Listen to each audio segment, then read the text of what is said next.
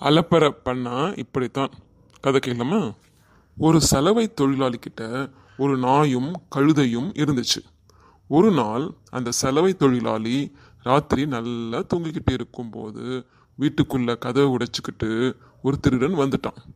சலவை தொழிலாளி நடப்பது தெரியாமல் நல்ல உறக்கத்தில் இருக்க திருடனை பார்த்த நாய் குறைக்காமல் கம்முன்னு இருந்துச்சு. சரியா சோறே போடுறதில்ல, இவனுக்கு நாம ஏன் உதவி பண்ணணும் என்று நாய் குறைக்கவில்லை. அதை பார்த்த கழுதை, என்னடா இவன் கம்முன்னு இருக்கான், குறைச்சு முதலாளியை எழுப்புவான்னு பார்த்தா சும்மாவே இருக்கானே, சரி நாமளாவது சத்தம் போட்டு முதலாளிக்கு திருடன் வந்ததை அலர்ட் பண்ணுவோமே என்று கத்த ஆரம்பிச்சது. சத்தம் கேட்டதும் கள்ளன் ஓடிவிட்டான். சத்தத்தில் தூக்கத்திலிருந்து எழுந்திருச்சு சலவை தொழிலாளி ஒரு கட்டையை எடுத்துட்டு பலார் பலார் என்று கழுதை தலையிலேயே ஒரு அடி.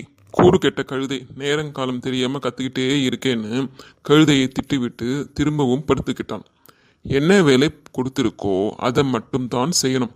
ஓவரா சீன் போட்டா இப்படித்தான்.